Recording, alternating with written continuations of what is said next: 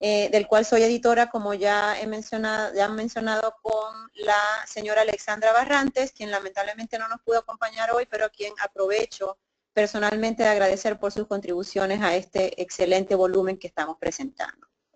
Esta publicación fue elaborada pensando en los esfuerzos que los Estados miembros de nuestra organización han venido realizando para promover una mayor equidad y se alinea con los diversos compromisos que ellos han asumido tanto en marcos regionales como en internacionales, como por ejemplo la ya mencionada Reunión Interamericana de Ministros y Altas Autoridades de Desarrollo Social de la OEA, que tuvo lugar en Asunción, Paraguay, en julio de 2016, y también la Agenda 2030 de Desarrollo Sostenible, que es el marco de actuación y de cooperación que nos rige tanto para los Estados miembros de la OEA como para el sistema global, y obviamente es prioridad para el trabajo que hacemos.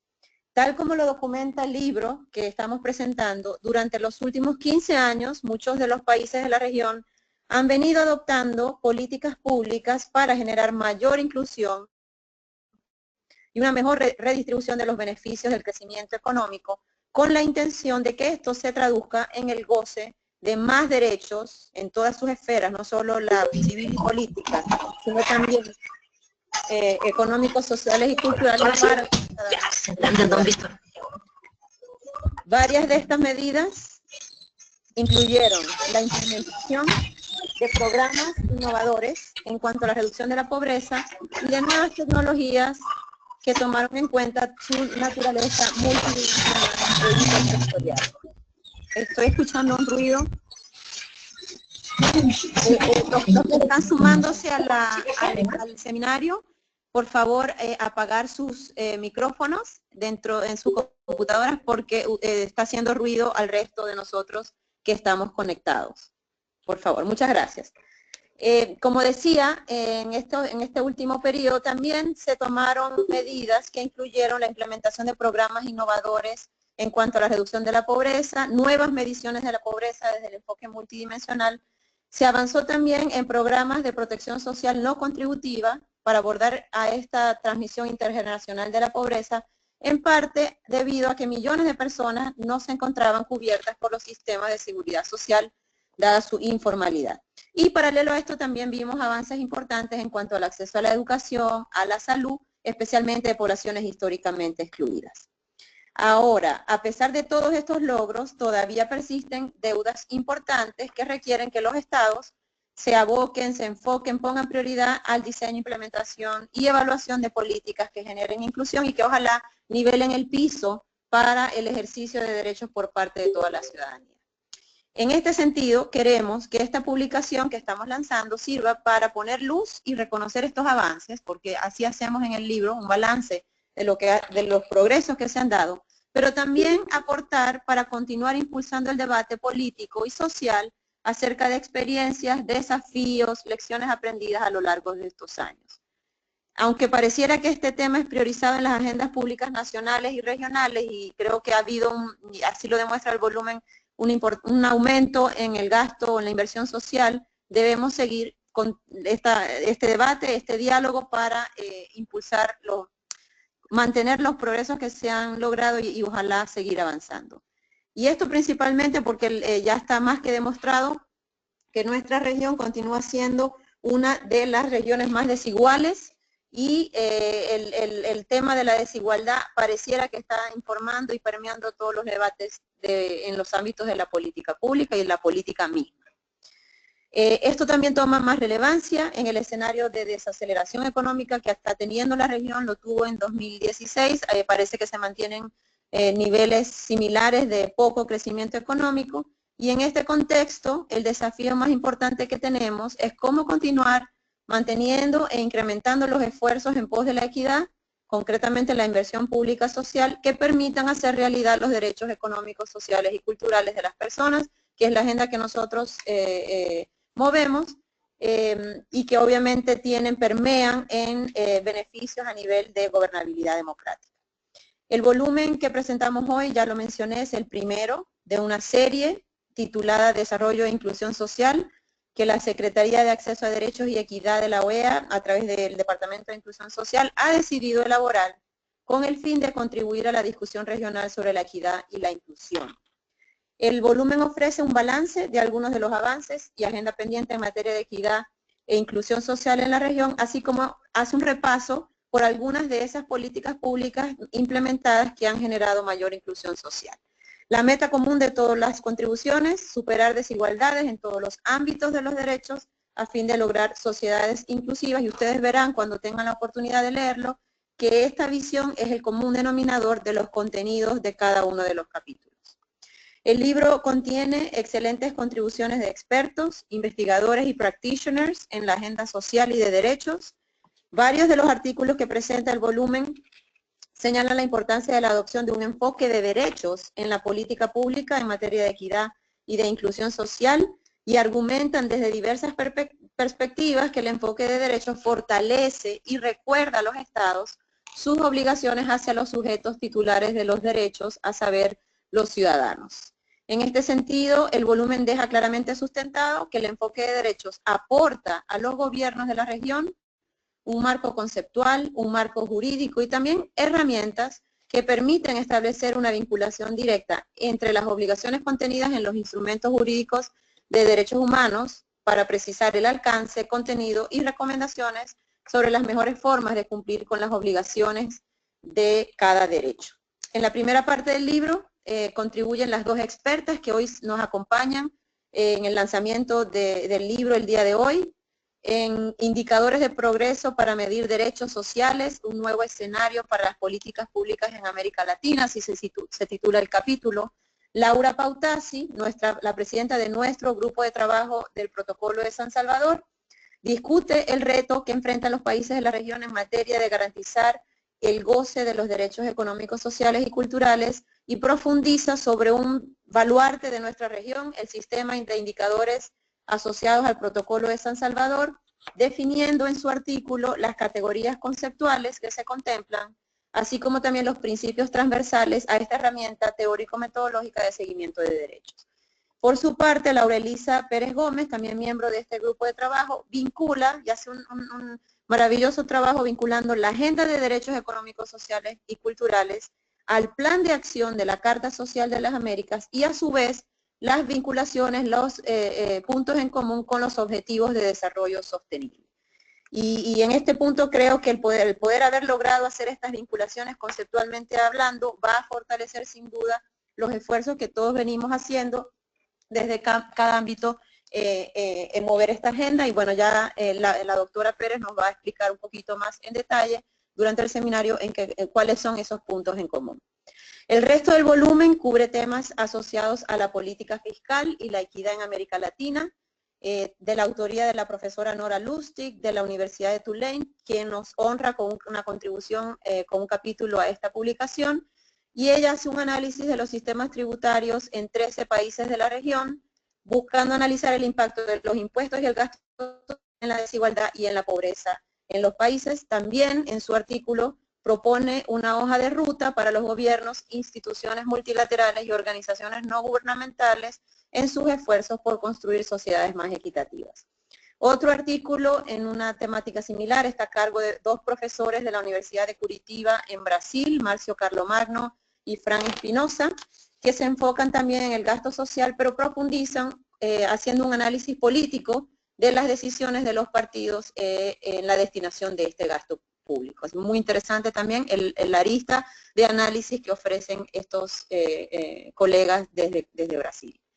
Tenemos el gusto también de haber sumado contribuciones de miembros del equipo de la Secretaría de Acceso a Derechos y Equidad, con artículos en diferentes temáticas vinculadas a la agenda de inclusión y equidad que maneja esta Secretaría. El artículo titulado Inclusión Social de las Personas con Discapacidad en las Américas es autoreado por Mercedes Carrillo y Pamela Molina, dos especialistas en discapacidad dentro de la Secretaría. Otro es de esta servidora haciendo un balance general sobre desigualdad y exclusión en las Américas. Y tenemos otro artículo titulado Agenda de Pobreza y Protección Social, Tendencias desde la región, que es autoreado por dos antiguos colegas de la Secretaría, Alexandra Barrantes y Rasek Miembro. El volumen también incluye contribuciones de la sociedad civil, que pensamos que también podían aportar una mirada interesante al análisis que estábamos haciendo. Tatiana Rincón de Macaya contribuyó con el artículo sobre protección social y estrategias de graduación y profundiza sobre uno de los programas más extendidos y consolidados en América Latina, el de transferencias monetarias condicionadas, discutiendo también las generaciones de programas de graduación de los programas, y complementando este análisis está Catalina Escobar, Ana Isabel Restrepo y Andrés Castrillón, quienes hacen un análisis sobre cómo promover la disminución de brechas sociales a través del uso de tecnologías. Como verán, el volumen contiene una amplia gama de visiones para analizar el estado de progresos en materia de igualdad e inclusión social en la región, con contribuciones de diferentes actores y expertos en las materias. Nosotros desde la OEA, con la publicación de este volumen, como dije, queremos aportar al debate regional en materia de inclusión y desarrollo social, analizando avances, identificando deudas pendientes y también, ¿por qué no?, como decía, haciendo un repaso sobre algunas de las políticas públicas que se han adoptado e instrumentos jurídicos que manejamos en el sistema interamericano en la materia y del cual la OEA es depositaria. Quisiera mencionar también que el volumen establece por primera vez las definiciones que estamos usando, que estamos manejando desde la OEA para entender los fenómenos de la desigualdad, la inclusión social, el enfoque de derechos en política pública. Mucho se habla de la importancia que tiene atender estos temas, pero poco se le dedica, al menos en la OEA, poco dedicamos a su definición conceptual y maneras de medirla, así que nos da gusto poder contribuir desde cómo estamos mirando y cómo estamos midiendo estos conceptos. Y como digo, este volumen hace un primer esfuerzo en un camino desde la OEA por aportar rigurosidad al trabajo que estamos haciendo. Me gustaría finalizar esta presentación invitándoles a todos a leer la publicación, a continuar el debate con nosotros, tanto en este seminario como por vía de las redes sociales, que ya tenemos en actividad al tiempo que estamos en este seminario. Obviamente los esfuerzos que hay que realizar para superar la desigualdad en la región necesitan de la alianza de distintos sectores y actores, que como vemos en todos los que se han venido sumando a este seminario, contamos con gente de sociedad civil, de gobiernos, de otros organismos multilaterales. Nos encanta que puedan sumarse a esta discusión y podamos continuar trabajando juntos en estos temas. La propia Agenda 2030 de Desarrollo Sostenible sugiere en su objetivo número 17 que es vital continuar trabajando en alianzas, y así que esperamos contar con ustedes, con sus organizaciones, para continuar esta importante agenda pendiente por superar la desigualdad en la región.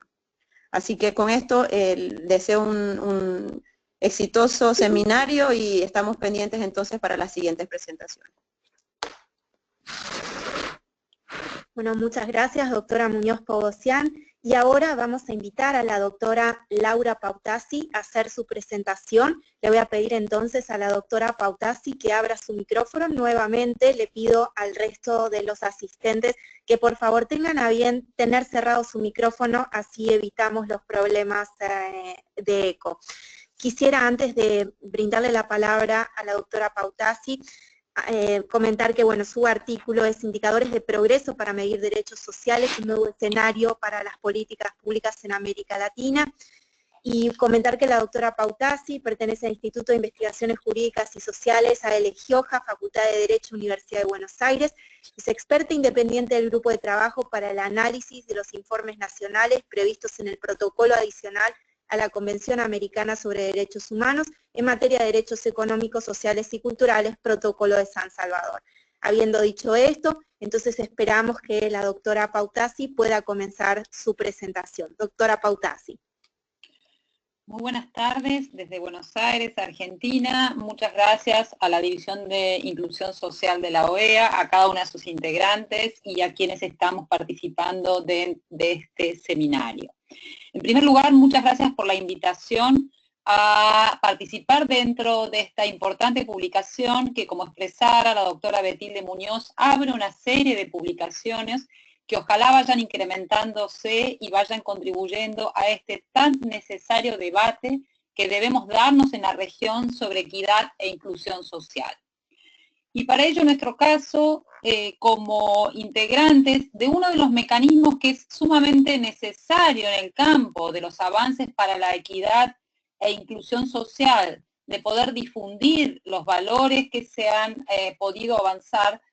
que es el caso de haber puesto operativo en muy pocos años el Protocolo de San Salvador. El Protocolo de San Salvador es el principal instrumento, es el protocolo adicional de la Convención Interamericana de Derechos Económicos, Sociales y Culturales. Por lo tanto, es un instrumento genuino dentro de la región que protege, garantiza y establece obligaciones concretas a cada uno de los estados partes de este importante sistema en el campo de algo que es central poder establecer, determinar y profundizar, como son los derechos económicos, sociales y culturales en la región. Para ello mi presentación va a dar cuenta de lo que ha sido este proceso de conformación, en tanto contamos como sistema interamericano y cada uno de los los ciudadanos y ciudadanas de este hemisferio, contamos con este mecanismo y con la posibilidad de hacer valer no solamente herramientas vinculadas a la exigibilidad de los derechos, sino también avanzar en campos vinculados a la justiciabilidad de los derechos. Este protocolo es un protocolo que se aprueba en el año 1988, que entra en vigor en el año 1999 y que a la fecha tiene 16 estados partes dentro del mecanismo. Recién en el año 2007 se aprueba el mecanismo de conformación a través de un grupo de trabajo encargado de poder evaluar los informes nacionales previstos en el propio instrumento, en su artículo 19, y a partir de allí comienza un proceso que es el cual estamos dando cuenta aquí y que conjuntamente con la doctora Laura Elisa Pérez hemos podido integrar y estamos construyendo de alguna manera junto con otros expertos, pero además particularmente con la presencia de los estados partes dispuestos a rendir cuentas de su accionar en materia de derechos económicos, sociales y culturales. Lo interesante de destacar aquí es precisamente que un instrumento normativo, como es un instrumento y un protocolo de derechos económicos, sociales y culturales, puede ser claramente verificado los avances en su cumplimiento a partir de evidencia empírica. ¿Esto qué significa? La posibilidad de contar con herramientas estadísticas, con fuentes de información, tanto de tipo cuantitativa como cualitativa,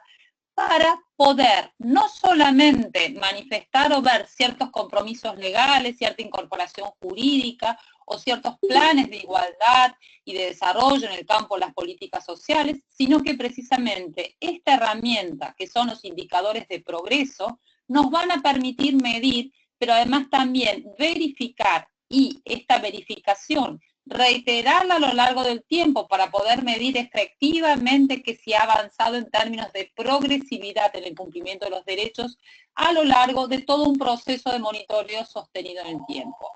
En otros términos, esto significa la posibilidad de que mecanismos como el mecanismo de monitoreo del Protocolo de San Salvador permita que cada estado, al remitir a este grupo sus informes periódicos de cumplimientos del Protocolo de San Salvador, acompañe con evidencia empírica. Significa que va a acompañar no solamente con cierta demostración o cierta voluntad política de poder mostrar cuánto ha avanzado en el cumplimiento, por ejemplo, del derecho a la salud, por ejemplo, del derecho a la educación, sino que además se le requiere al Estado que envíe evidencia empírica. Significa datos concretos de cobertura en salud, datos concretos de cobertura en términos de calidad estadística. Pero no solamente es un mecanismo que va a medir con estos indicadores la posibilidad de tener herramientas estadísticas, sino también que lo que va a poder, y de allí la función de un mecanismo de monitoreo integrado por expertos y expertas en carácter gubernamental, participando por parte de la Comisión Interamericana de Derechos Humanos o en carácter de expertos independientes, poder incorporar herramientas de evaluación cualitativas, en el cual de la lectura y del análisis de todos estos indicadores, poder determinar y poder recordarle al Estado y a su vez evaluarlo y fijarle metas concretas en las cuales se va a interpretar el grado de avance en el cumplimiento de cada uno de los derechos económicos, sociales y culturales. Ahora bien, ustedes podrán preguntarse qué vinculación tiene esto con los contextos de equidad e inclusión social. Aquellas personas que están precisamente atravesando situaciones de pobreza, ¿cómo pueden pensar que se pueden apropiar de un mecanismo de evaluación o de monitoreo? Y esto precisamente es la herramienta que estos mecanismos, conjuntamente con la metodología que ya llevamos unos cuantos años aplicadas en la región, que es la metodología del enfoque de derechos, que precisamente establece la posibilidad de recordar a los estados, en primer lugar, que tienen compromisos asumidos en el campo de los derechos económicos, sociales y culturales. ¿Esto qué significa? Que sus políticas públicas deben estar fundamentadas en derechos y por lo tanto deben establecer su accionar a partir de este marco y este corpus de derechos humanos. Precisamente el enfoque de derechos permite este puente, esta conexión de sentido entre lo que está establecido en los mandatos de los pactos y tratados internacionales y las políticas públicas internas de los estados. En este caso concreto, de nuestra herramienta de derechos económicos, sociales y culturales del sistema interamericano, lo que precisamente el monitoreo permanente va a permitir dar cuenta si este puente está construido, si las políticas sociales de cada estado parte, y que en este caso tenemos 16 estados partes del sistema interamericano, que integran este mecanismo del Protocolo San Salvador, han establecido y están fundamentando sus políticas no en retos, no en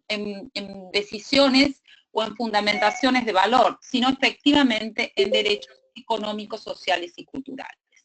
Este escenario es sumamente interesante y vuelvo a la situación de aquellas personas que están transitando condiciones de exclusión y de desigualdad. Precisamente aquellos grupos o personas que están en condiciones de vulnerabilidad, esta herramienta, que es una herramienta atravesada por un enfoque de derechos, que además también contempla un enfoque de equidad de género, de equidad étnica, de distinción y de consideración de aquellas personas afrodescendientes, de aquellas personas que están en condiciones de migración, precisamente el enfoque lo que busca es empoderar en el ejercicio de los derechos. ¿Qué significa el empoderamiento? Pues el empoderamiento es precisamente recordar a los estados que tienen obligaciones, ya que sus ciudadanos son sujetos titulares de derechos y por lo tanto el tratamiento que deben recibir por parte del Estado y cada respuesta estatal debe fundarse en esta consideración de personas titulares de derechos y no simples beneficiarios de políticas estatales. Esto implica un cambio de paradigma fundamental, un cambio de paradigma de los cuales los estados ya se comprometieron, por lo tanto no pueden esgrimir cualquier situación, por ejemplo, vinculada a una situación de crisis, a una situación vinculada a un desconocimiento, porque los estados han ratificado y son activamente miembros de estos sistemas de protección de derechos humanos a nivel internacional y a nivel regional. Por lo tanto, y retomando los desafíos que planteaba la doctora Muñoz, claramente tenemos una innumerable potencialidad en el uso de las herramientas que hoy están disponibles dentro del sistema interamericano. Precisamente, disponer de una herramienta como es el Protocolo de San Salvador, que no solamente es una herramienta, sino que es un conjunto de derechos y de garantías, que no solo va a recordar a los estados que tienen obligación en el campo de los derechos económicos, sociales y culturales, sino que los ha vinculado jurídicamente, pero que además hoy se cuente con la posibilidad de tener operativo un mecanismo de seguimiento, un mecanismo de monitoreo, que produce informes de países, que produce informes generales, que va a producir interpretación de este protocolo a partir de las observaciones generales, establece a ciudadanos y a ciudadanas, y aquí quiero marcar que es no solamente aquellas personas que están atravesando las condiciones de vulnerabilidad, sino que estos instrumentos, cualquier pacto o tratado de derecho internacional, protege a todos los sujetos. Este principio de extraterritorialidad, que es tan importante, y de universalidad en el campo de los derechos humanos, recuerda también a los estados la obligación de no solamente garantizar contenidos mínimos, no solamente volcar ciertos idearios, ciertas políticas dirigidas a aquellos sectores más vulnerables, sino que tiene obligaciones con toda su población. Para ir concluyendo, creemos y estamos absolutamente convencidos que es fundamental, y de allí agradecemos la participación de los interesados en este foro de compartir de esta publicación que habilita un primer debate y que, como mencionaban al inicio, claramente va a incorporar interpelaciones muy fuertemente al importante rol que tiene que del cual debemos discutir en términos de desigualdad económica, desigualdad de ingresos, desigualdad en términos de la inversión pública que se requiere para sostener derechos económicos, sociales y culturales. Las políticas sociales de un Estado están indefectiblemente unidas a las políticas económicas y por lo tanto el nivel de compromiso y de ejecución financiera de un Estado es central para garantizar el conjunto de derechos económicos, sociales y culturales. De allí la importancia que la publicación ofrece a lo largo de su recorrido poner la mirada sobre los presupuestos estatales, poner la mirada sobre todo lo que ha sido el componente no contributivo en la región, particularmente el caso de los programas y todo lo que se ha ampliado el marco de protección social en la región. Ahora bien, lo que vamos a advertir desde quienes defendemos el enfoque de derechos es que este aumento en los marcos de la protección social tiene que formularse en base a derechos.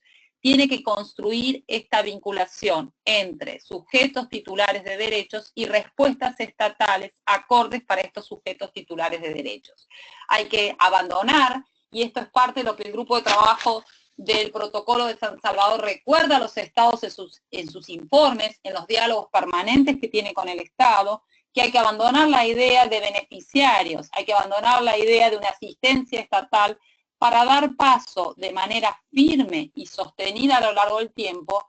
a el ejercicio de la función pública basada en derechos humanos. Este ejercicio de la función pública implica las respuestas de toda la estatalidad pública orientada hacia garantizar este conjunto de derechos humanos. Por lo tanto, la labor del Poder Judicial es central que se fundamente en el campo de los derechos económicos, sociales y culturales, y hay mecanismos que van a monitorear esta labor. Del mismo modo, el Poder Legislativo y el Poder Ejecutivo, sin duda, en esta dirección.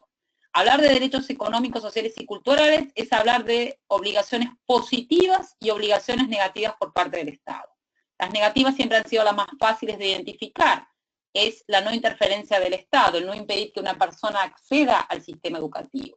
Las más dificultosas han sido siempre las obligaciones positivas, que implica lo que veníamos sosteniendo, este grado de inversión del Estado, este hacer por parte del Estado para garantizar efectivamente el ejercicio de estos derechos tan importantes para sostener calidad de vida y para definitivamente avanzar en este continente, que por un lado es el continente más desigual de la Tierra, pero a su vez también para avanzar en identificar desigualdades sumamente importantes como la injusta división sexual del trabajo que atraviesa a toda la política pública y a toda la realidad de esta región.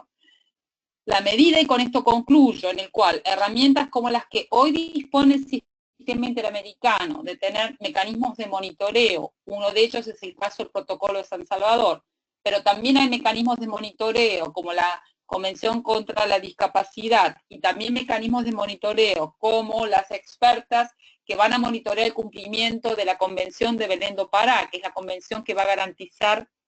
una vida libre de violencia para las mujeres y las niñas en la región, es un elemento sumamente importante para la política pública, para los hacedores de políticas públicas, para los legisladores, para magistrados, para operadores judiciales, pero particularmente para cada uno de los ciudadanos y las ciudadanas de la región para hacer valer sus derechos. Esta contribución, que es la primera, como señaló Betilde, en una larga serie de contribuciones que la Organización de Estados Americanos ojalá siga promoviendo fuertemente, nos va a encontrar a todos y ojalá fuertemente comprometidos en aplicar este enfoque de derechos humanos. Muchas gracias. Muchas gracias, doctora Laura Pautasi. Y bueno, quedamos atentos a los comentarios, las preguntas de todos los asistentes. Pueden ir formulándolas por nuestro chat, nosotros las vamos a ir recogiendo y presentándolas al final. También lo otro que podríamos hacer es al final darles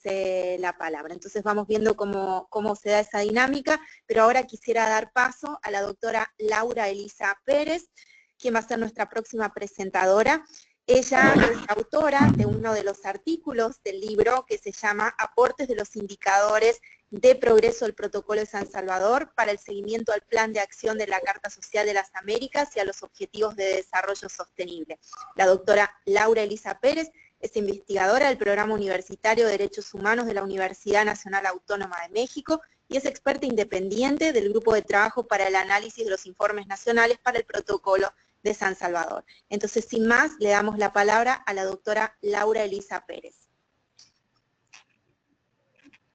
Muy buenas tardes, muchas gracias Romina por la introducción. A mí también me parece muy importante que la OEA asuma este trabajo de buscar la difusión de los instrumentos y las experiencias positivas que se van identificando en diferentes países de la región para avanzar en la protección social. Agradezco que la invitación también a contribuir en esta primera revista emblemática y espero que las consideraciones de este artículo les puedan ser de interés. Tengo acá una presentación, pero esa no es la primera hoja. La primera hoja es una tablita que incluye todos los indicadores. No sé si Romina me puede ayudar a ubicarse en la primera página de esta presentación, por favor. Esa es. Excelente, muchas gracias. Bueno, primero quisiera aclarar que a diferencia de las doctoras Betilde y Laura Pautasi, bueno, yo soy del área que corresponde al trabajo estadístico. Soy actuaria de profesión, en consecuencia, pues van a ver mi presentación un poco más técnica. Pero bueno, de eso se trata, ir reuniendo las consideraciones conceptuales y las consideraciones técnicas para tener un avance integral y multidisciplinario en la región. Exacto. Había ahí una figurita que nos estorbaba un poco y ahora sí parece que se ve perfecto. Bueno, después de la presentación tan completa que hizo la doctora Pautasi en relación a la herramienta de indicadores que se tiene establecida a partir del protocolo de San Salvador para los estados de la región, esta es una tabla que les muestra a ustedes los derechos que están protegidos en artículos específicos en el protocolo de San Salvador, y los indicadores que fueron definidos por un conjunto muy amplio de expertos durante un periodo amplio de tiempo. Las metodologías han sido desarrolladas bajo enfoques conceptuales concurrentes por el Alto Comisionado de las Naciones Unidas para los Derechos Humanos y también por la OEA, en particular el grupo de trabajo del protocolo. Entonces, ustedes pueden ver en esta tabla que para la protección de estos derechos se han propuesto 714 indicadores que están destinados a revisar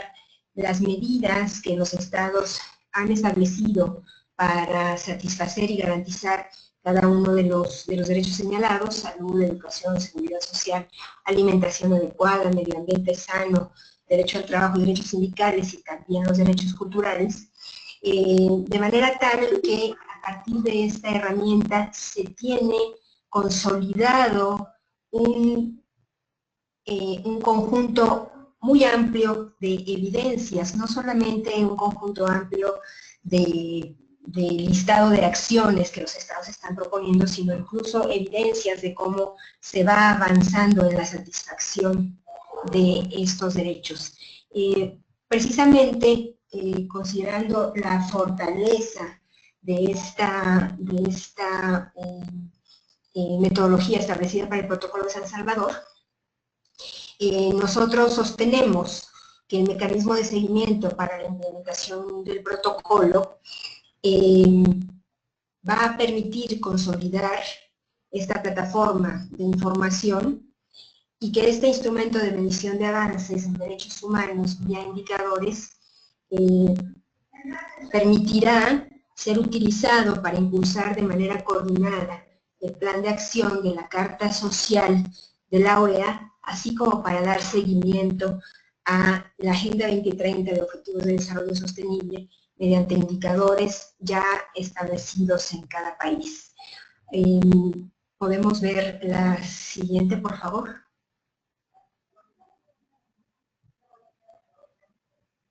Bueno, aunque ya la doctora Pautasi ha comentado en términos generales el contenido de los indicadores, yo quisiera hacer un poco énfasis en que la matriz de indicadores establecida para el protocolo tiene una configuración que nos permite muy claramente dar seguimiento a políticas públicas, que le permite al grupo de trabajo revisar cómo se están estableciendo estas políticas públicas, pero sobre todo le permite a los estados parte, al ir construyendo sus propios indicadores, dar seguimiento a sus propias políticas públicas. Hay 3 categorías conceptuales establecidas en el mismo, los 3 primeros renglones que ustedes ven ahí, donde la primera, relativa a la manera en que cada estado, cada país asimila el derecho, nos permite identificar información sobre la forma en que este derecho se encuentra incorporado en el sistema legal nacional y en las políticas públicas. Y en esta categoría también se plasman los resultados generales que el Estado va alcanzando en relación con su garantía. La segunda categoría es importantísima: ninguna política pública que no cuente con apoyo financiero suficiente y recursos presupuestales es realmente alcanzable. En consecuencia, se han establecido un conjunto de indicadores en cada derecho para valorar la disponibilidad efectiva de recursos financieros del Estado, pero también los compromisos presupuestarios específicos para la realización de los derechos. Posteriormente, la siguiente categoría se ocupa de revisar las capacidades institucionales que cuenta cada uno de los estados, de manera tal que se pueda entender que los recursos, no solo financieros, sino los relativos a recursos humanos y disponibilidades institucionales en general de los aparatos estatales, puedan realmente ser suficientes para la atención de cada uno de los derechos. Posteriormente, la matriz solicita indicadores relativos a 3 principios transversales muy importantes. El primero, como ya destacaba la doctora Pautasi, se refiere a igualdad y no discriminación. Mediante esta sección de la matriz se identifican mecanismos y políticas disponibles en cada uno de los países para asegurar la protección igualitaria y no discriminatoria de los derechos, y se solicitan resultados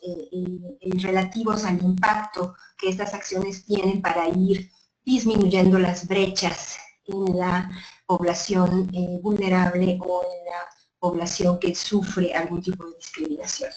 El siguiente principio, son realmente 2, se refiere a acceso a información y participación, de manera tal que se pueda revisar que realmente las informaciones que se generan por parte de cada uno de los países y los mecanismos de transparencia son suficientes para poder identificar que el país está llevando a cabo una adecuada rendición de cuentas. Y en el lado de la participación, los indicadores establecidos acá examinan la disponibilidad de mecanismos precisamente para la participación en el diseño, implementación y seguimiento de las políticas públicas correspondientes. Finalmente, el principio relativo a acceso a la justicia permite valorar los recursos para el apropiado acceso a este elemento central de los derechos, incluyendo el examen sobre la posibilidad de acceso a mecanismos de reclamo y protección. Es importante insistir en que si las acciones, medidas y normativas que un Estado establece para atender un derecho no consideran los elementos necesarios para el acceso a la justicia, no podemos considerar que el derecho se pueda garantizar de manera real y efectiva. Podemos pasar a la siguiente, por favor. Bueno, y entonces queremos identificar dónde están los vínculos entre el Protocolo de San Salvador, la Carta Social y los Objetivos de Desarrollo Sostenible. Y bueno, voy a poner aquí unas pequeñas muestras acerca de los documentos correspondientes. Primero, como ya mencionaba la doctora Pautasi, el protocolo de San Salvador, que fue establecido en 1988, señala en su preámbulo que se trata de consolidar a través de estos instrumentos vinculantes la base de respeto integral a los derechos de las personas.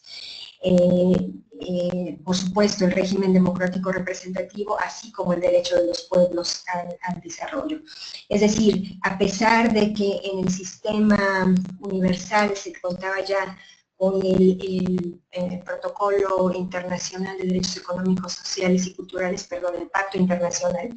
se consideró en aquella época muy importante que en el ámbito de las Américas se hiciera énfasis en la importancia de que esos derechos fueran reafirmados, desarrollados y perfeccionados. Por otro lado, en la siguiente lámina, la Carta Social de las Américas, que sale a la luz en el 2012, también está enraizada en la conveniencia, en la necesidad, de cumplir con los derechos económicos, sociales y culturales. Señala el artículo 2 que estos derechos son consustanciales al desarrollo integral y a partir de la firma de esta carta, los Estados miembros se comprometen a promover y a lograr progresivamente la plena efectividad de estos derechos, considerando también la disponibilidad de recursos. Si ustedes se dan cuenta, hay una vinculación clarísima entre las intenciones de la Carta y el instrumento normativo vinculante y obligatorio que es el Protocolo de San Salvador. Por otro lado, y en la siguiente lámina, de manera muy general, con la firma de la Agenda 2030 en el 2015, hay una ratificación a nivel internacional de el compromiso de los estados en todo el mundo a hacer realidad los derechos humanos de las personas. Y se intenta hacer énfasis en esta agenda, conjugar las tres dimensiones de lo que se llama el desarrollo sostenible, la dimensión económica, la dimensión social y la dimensión ambiental. Es así como nosotros podemos concluir en la siguiente lámina, por favor.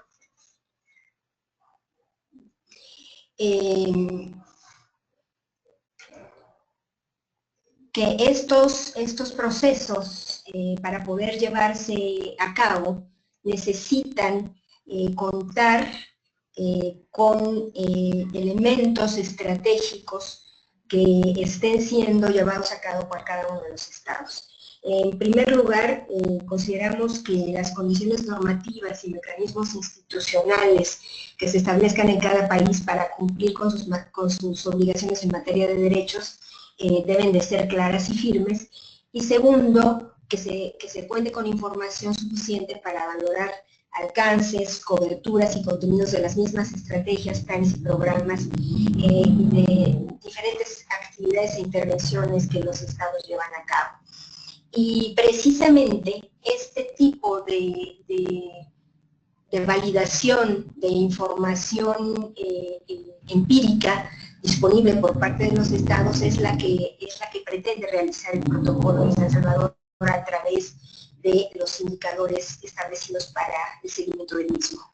El protocolo, como veíamos, tiene 714 indicadores diseñados, pero de estos, alrededor de 500 se enfocan en este tipo de aspectos estructurales y de procesos. En consecuencia,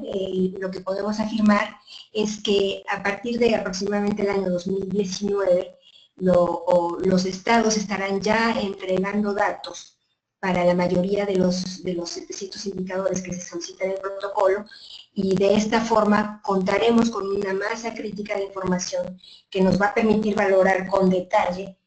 toda esta multiplicidad de elementos que configuran las políticas públicas dirigidas a satisfacer los derechos económicos, sociales, culturales y ambientales. La siguiente, por favor. La siguiente. Gracias. Nos pasamos una. Gracias. Bueno, ustedes seguramente conocen la Agenda 2030 de los Objetivos de Desarrollo Sostenible. Tiene 17 objetivos, 169 metas y 230 indicadores globales. Cuando las personas que están trabajando en términos de desarrollo ven esta primera cantidad de indicadores enunciados, se sorprenden porque están comparando, por ejemplo, la cantidad de indicadores que se establecieron para los objetivos de desarrollo del milenio. En este caso, lo que tenemos es una cantidad mucho más grande de indicadores. Estamos hablando de 700 indicadores contra 230. Y los estados se están comprometiendo activamente a producir esta información. En consecuencia, nos damos cuenta que en la región interamericana vamos un paso adelante, por así decirlo, que el resto del mundo, para poder medir todos estos diferentes aspectos. De manera muy clara, además, en la Agenda 2030 hay una obligación para impulsar acciones de política pública que permitan reducir desigualdades. Uno de los lemas de la Agenda 2030 es no dejar a nadie atrás. En consecuencia, en este aspecto también consideramos que los indicadores del Protocolo de San Salvador son muy útiles porque estos indicadores hacen énfasis en la necesidad de que cada uno de los estados parte cuente con información desglosada para que puedan medirse las brechas entre el cumplimiento de derechos sobre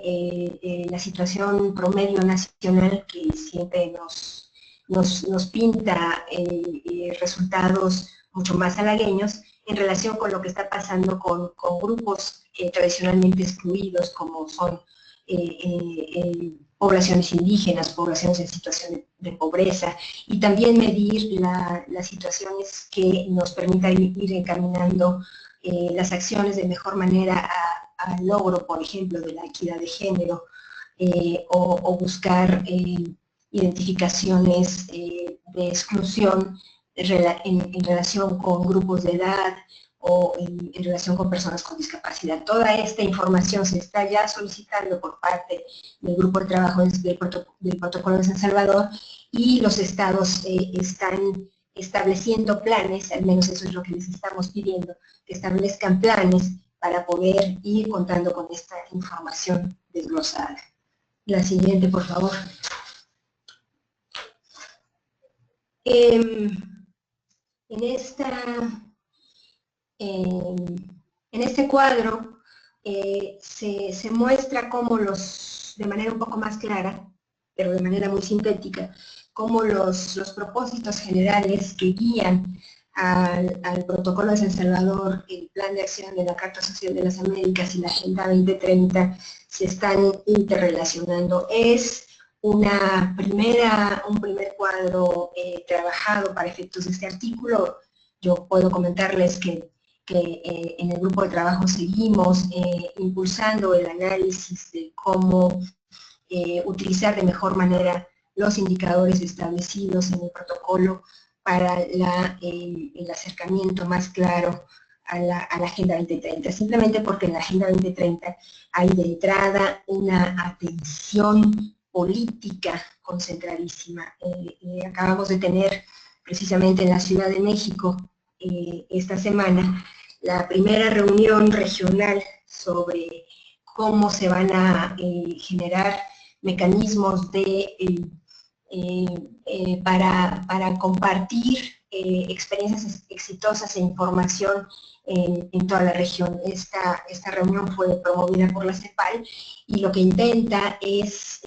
poder generar todos estos vasos comunicantes entre los países, pero también entre las agencias de desarrollo, para ir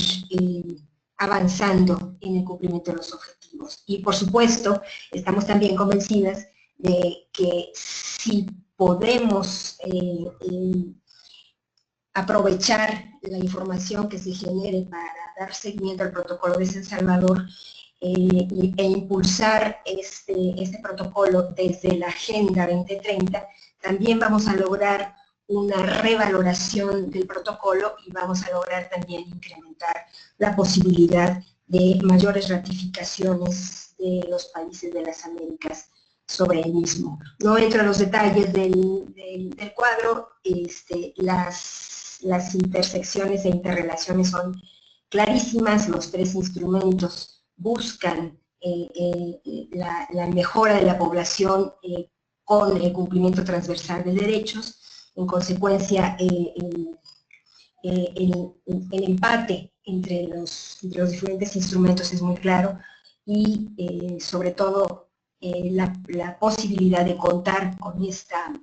cantidad de información que se está solicitando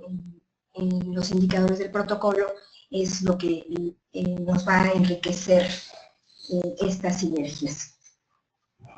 La siguiente, por favor.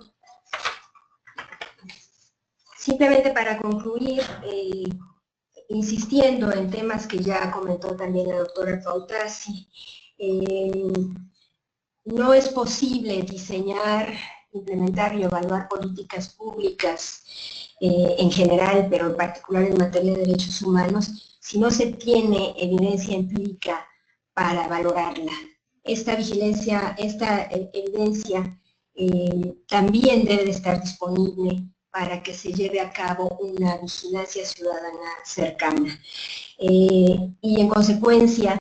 nos parece que la metodología de indicadores y el proceso de seguimiento que se activa a partir de la presentación de los informes nacionales están ciertamente apoyando el empoderamiento de las personas para exigir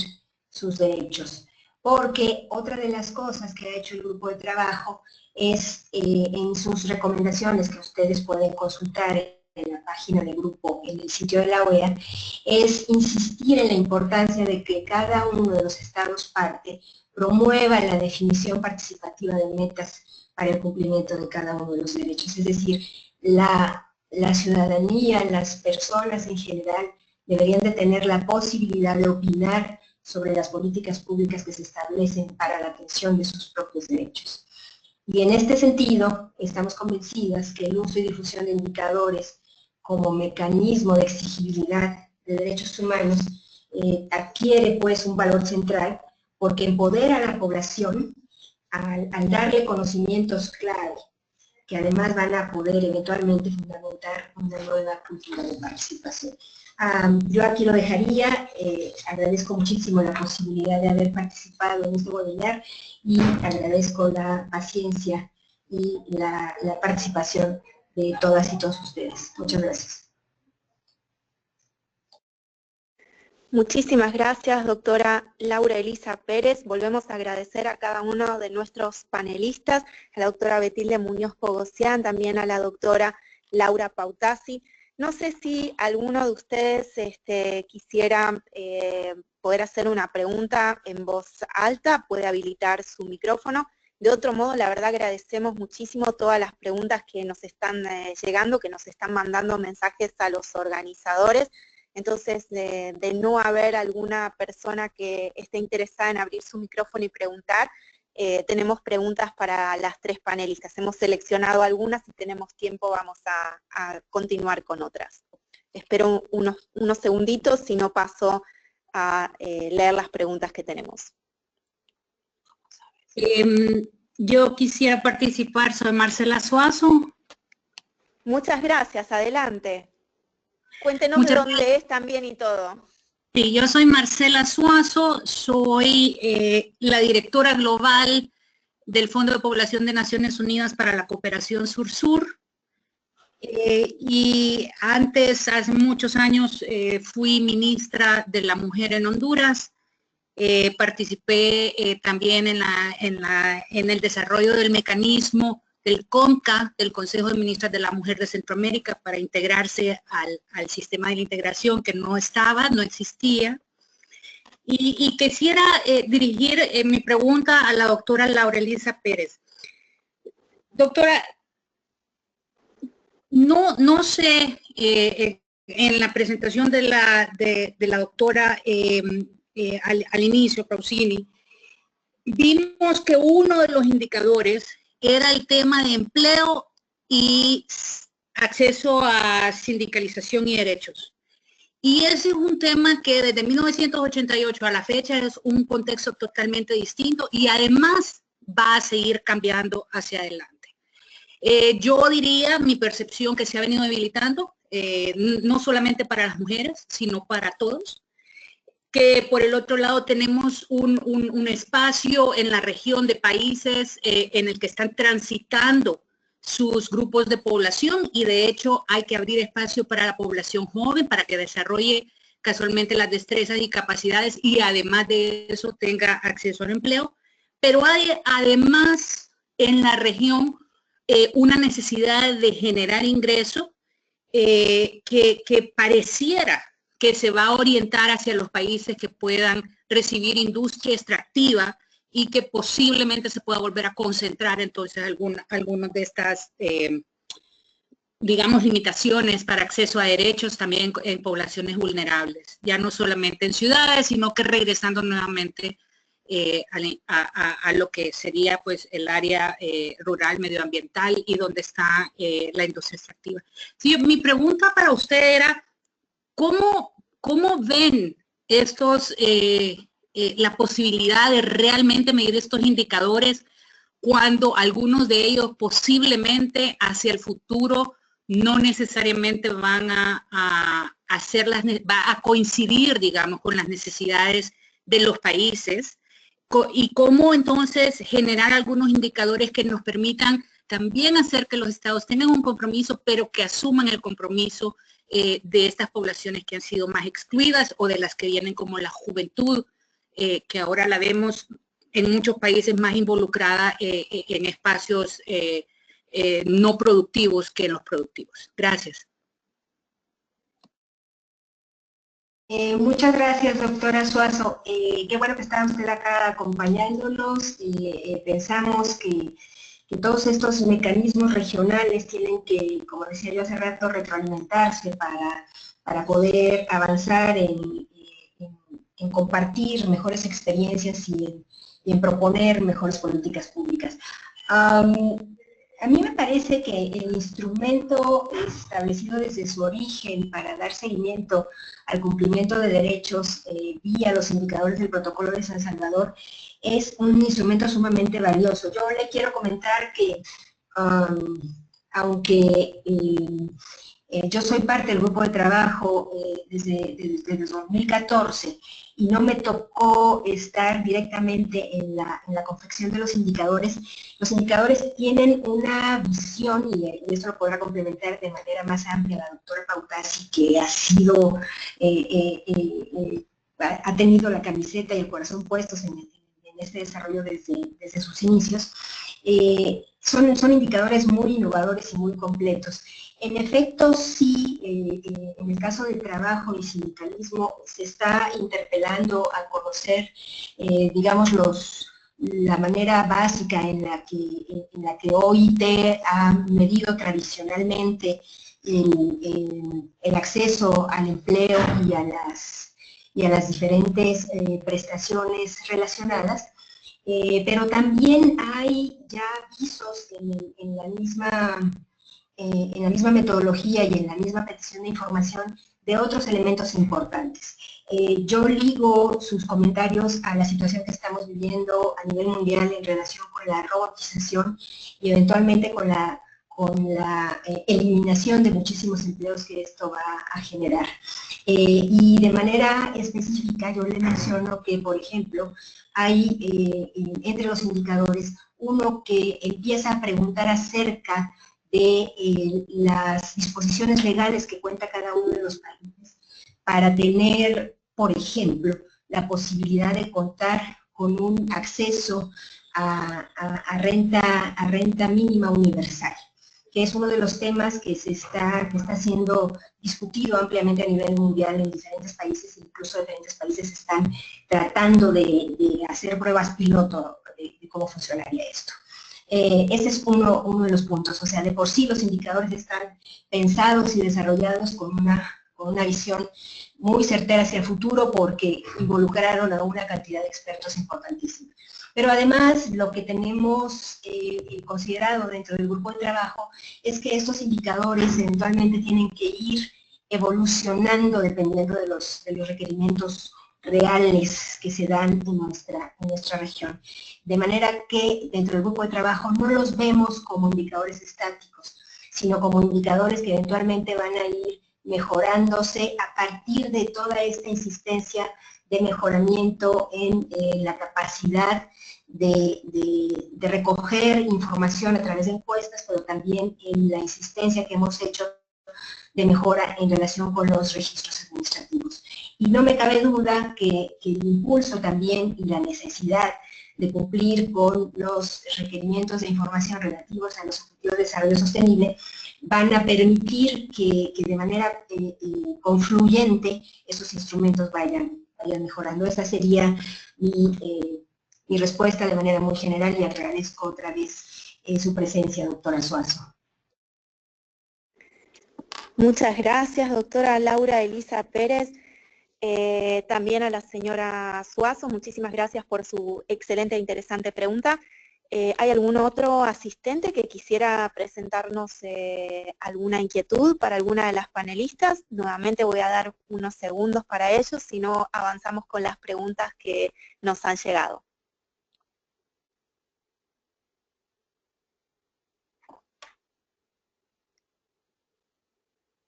Bueno, viendo que no, y antes de continuar, quiero aprovechar para agradecerles todo el movimiento que tenemos en las redes sociales.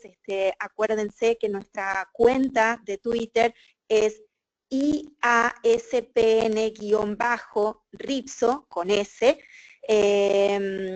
y ahí, bueno, la verdad que hay un montón de gente que nos está enviando mensajes. Nosotros estamos reproduciendo algunos extractos de las distintas ponencias, y bueno, les agradecemos mucho toda la difusión que se puede hacer. También queremos aprovechar para comentarles que próximamente estaremos mandando a través de nuestras redes tanto el enlace de la publicación como también el video de este webinar. Entonces, sin más, vamos a hacer algunas de las preguntas que nos han llegado. Tengo una pregunta para cada una de las panelistas. Sé que ya estamos ahí en el tiempo de finalización, entonces le voy a pedir a cada una de ellas que por favor pueda responder de la mejor manera y lo más acotado posible. Entonces, para la doctora Muñoz Pogosian, preguntarle cuáles son los trabajos que realiza la OEA, específicamente en el marco de las reuniones ministeriales, en el marco del diálogo político, para continuar impulsando el tema de la equidad y la inclusión social. También preguntarle a la doctora Laura Pautasi cuáles son las mejores prácticas que se pueden identificar de los informes que han elaborado los países para el protocolo de San Salvador. Nos preguntan si ya se han elaborado estos informes, cuántos se han presentado, qué trabajo se podría hacer para estimular que más países presenten estos informes. Y por otro lado, preguntarle a la doctora Laura Elisa Pérez acerca de dos puntos de su presentación. Por un lado es en un marco de desaceleración económica de la región, y ella mencionó que la capacidad presupuestaria era uno de los puntos más importantes para el cumplimiento, digamos, de los compromisos de los países. ¿Cómo hacer para fomentar que la inversión social continúe, ¿no? y se siga incrementando? Esta es una pregunta, y la otra es cómo fomentar formas de participación social. Quizás en esta última también brevemente las tres panelistas puedan respondernos. Entonces voy a darle paso primero a la doctora Betilde Muñoz, luego posteriormente a la doctora Laura Pautasi, y finalmente cerraremos con la doctora Laura Elisa Pérez. Entonces dejo con ustedes a la doctora Muñoz Pogosian. Muchas gracias, Romina, y bueno, a todos los que han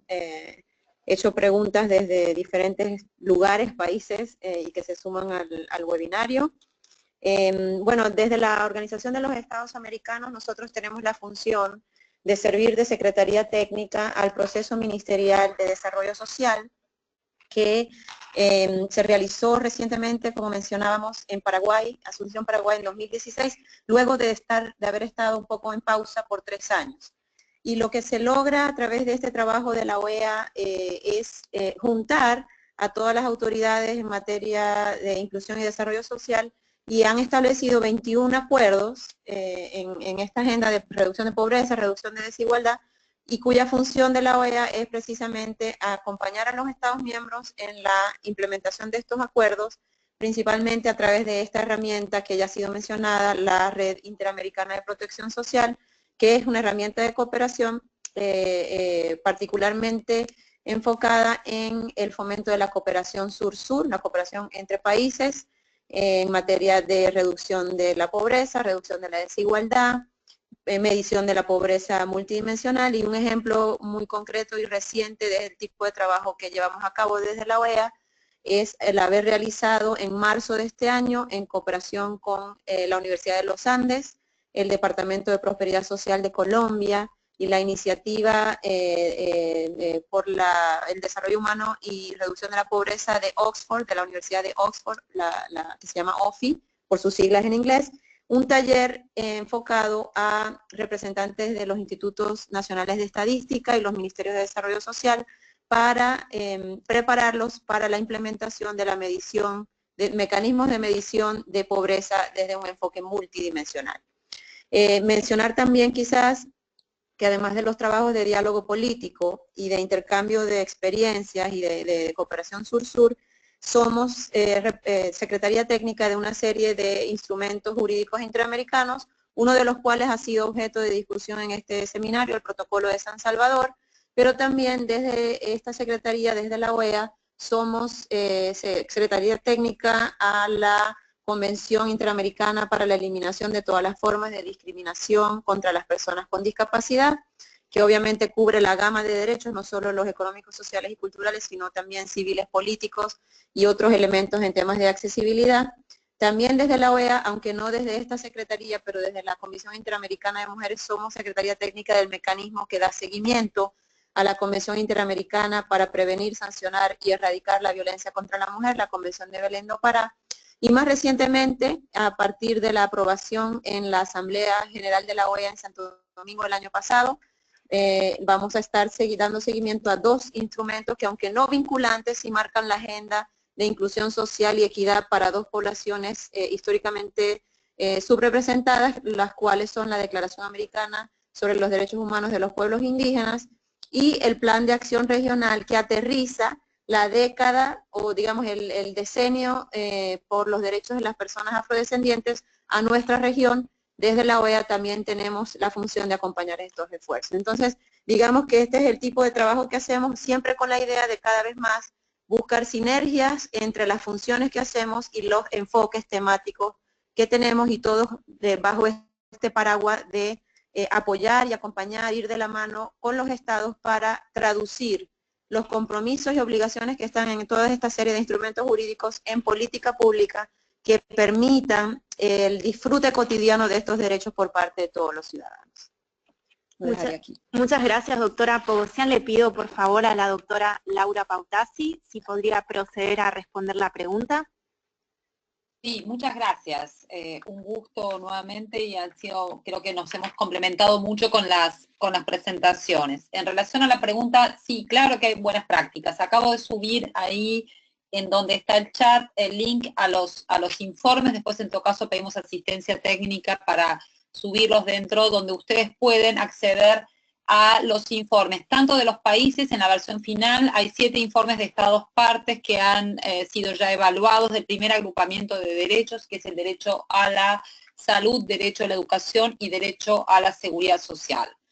El segundo agrupamiento de derechos, porque la metodología del grupo de trabajo fue dividir los derechos del Protocolo San Salvador para dar inicio a este proceso y que los estados pudieran irse familiarizando y pudiendo construir las fuentes de información necesarias para poder responder a estos informes de parte. Entonces se dividió en 2 momentos la presentación de la primera ronda de informes. La primera, como dije, el primer agrupamiento, que es el que ya se presentó, y la mitad de los estados partes ya lo han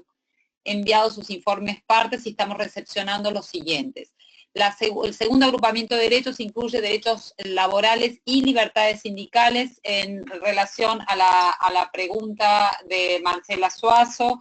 El segundo agrupamiento incluye también el derecho a la alimentación adecuada, derecho al medio ambiente sano y derechos culturales. Todo esto atravesado por los derechos y las garantías de los derechos de las mujeres, niñas, por los derechos de las personas y poblaciones indígenas, afrodescendientes, migrantes, y también desagregada toda la información que es lo que se solicita en relación a niveles urbanos, nivel socioeconómico, nivel educativo, etcétera. Para puntualizar en relación a la pregunta con las buenas prácticas y cuáles han sido la experiencia de los estados. Este es un punto muy interesante y que se puede ver reflejado en la devolución que le hemos hecho como mecanismo de monitoreo a los estados. Falta, digamos, si bien los estados han avanzado fuertemente, tanto en sus acciones, en sus respuestas, hay en algunos casos poco registro de estas acciones, hay indicadores directamente inexistentes que los estados hoy no pueden contestar, y ahí un gran núcleo crítico en términos de información tiene que ver con el acceso a la justicia, que es clave para garantizar derechos. Allí hay una inexistencia bastante marcada en muchos de los estados que no cuentan con esta información. En otros casos hay información que tiene ya muchos años y que los estados no han avanzado en tener mecanismos periódicos de información, y esto es parte de las recomendaciones que fuertemente el grupo está realizando a los estados. El otro punto importante en términos de las buenas prácticas, que ha sido muy interesante, es que este mecanismo con indicadores, la única forma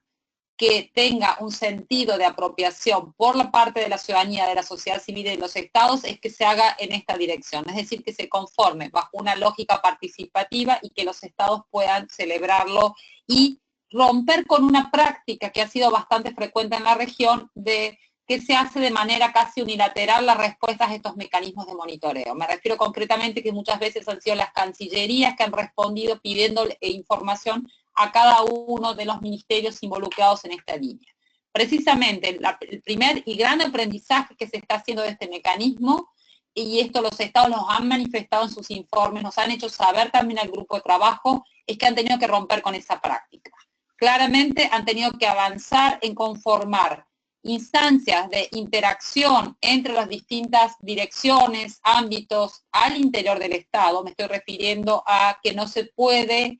responder a este mecanismo, elaborar un informe, si no se interactúa directamente con los ministerios de trabajo, con los ministerios de educación, con los ministerios de salud, pero también con el Poder Judicial.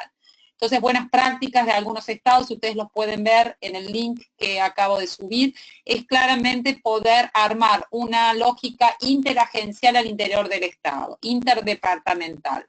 de acuerdo, interministerial. Y esto ha sido realmente un excelente aprendizaje de este proceso, que es el cual queremos promover. Se requieren fuentes de información, porque esta fuente de información va a dar cuenta si las políticas públicas efectivamente avanzaron sobre la equidad y para poder efectivamente romper con estos patrones de exclusión social, y esta exclusión social como negación de la ciudadanía que tenemos en la región. Entonces, este es uno de los primeros grandes aprendizajes. Y con esto concluyo. Muchas gracias. Muchas gracias, doctora Laura Pautasi. A cada uno de los asistentes les enviaremos el link a los informes, así que muchas gracias por compartirlo, y no se preocupen si no pudieron copiar el link, que lo vamos a distribuir y también lo haremos por redes sociales. Pasamos entonces a la respuesta de la doctora Laura Elisa Pérez, y con eso estaríamos concluyendo el webinar de hoy. Doctora Laura Elisa Pérez.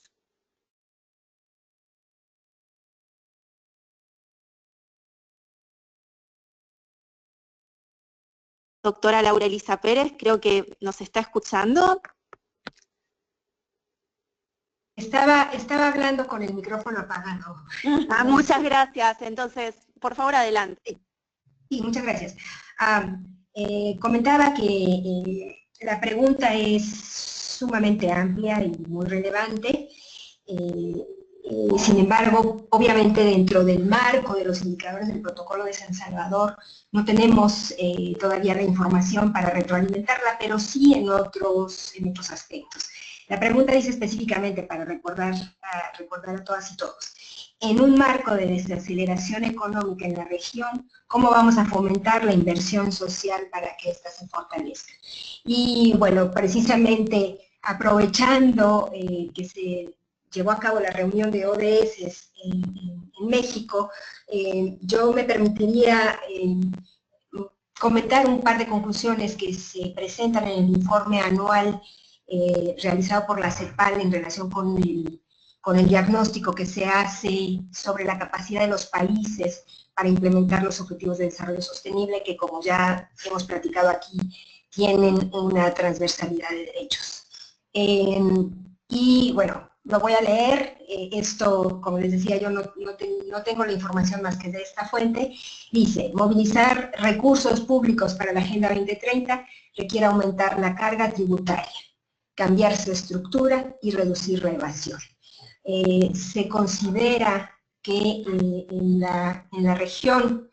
hay un par de gráficas muy interesantes en este informe. La recaudación tributaria y la evasión estimada en 2015 muestra que hay del orden de el 30% en el impuesto sobre la renta de evasión fiscal y del orden de un 20% en evasión en impuestos al valor agregado, lo cual podría generar un flujo importantísimo adicional de recursos en la región. Es decir, los temas de cómo solidificar una mejora económica en la región están obviamente fuera de los derechos, están dentro de la agenda económica, pero todo el mundo sabemos que el cumplimiento de los derechos sociales no puede desligarse de lo que está pasando a nivel económico. Otra de las cosas que se recomendaron en la presentación brillantísima que hizo el día de ayer la doctora Alicia Bárcena fue buscar que los países hagan un acercamiento de apoyo para poder reducir la deuda pública de los países del Caribe, que para ellos está siendo un lastre enorme que les impide poder avanzar. Entonces, estamos hablando de instrumentos de política económica global importantísimos, pero también son instrumentos de política económica que en el caso de la región pueden ser impulsados de manera innovadora. Y en relación con las posibles formas para fomentar la participación social, nosotros insistimos, incluso está mostrado en los indicadores que se solicitan en el protocolo de San Salvador,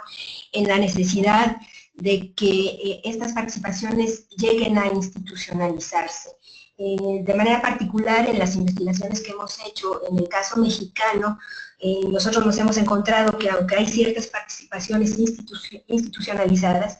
y que pueden llegar a ser sumamente exitosas en relación a las propuestas que se realizan, nos encontramos que al final de cuentas los presupuestos que se asignan a esos programas donde hay una participación o contraloría social fuerte no tienen la flexibilidad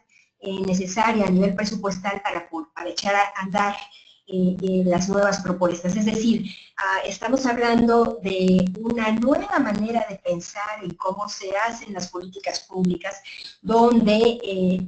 la participación que se abra para la sociedad civil tenga realmente los instrumentos establecidos para que esas propuestas, que además se hacen desde el terreno y que además permitan identificar de manera más clara qué es lo que está pasando en cada zona y eventualmente identificar cuáles son aquellas brechas importantes de exclusión, tengan estos mecanismos, esta posibilidad de que se implementen las recomendaciones obtenidas con la participación social. Son preguntas interesantísimas, son realmente muy importantes la manera en que se tienen que construir las soluciones en la región, pero yo creo que hay caminos y estudios muy serios que están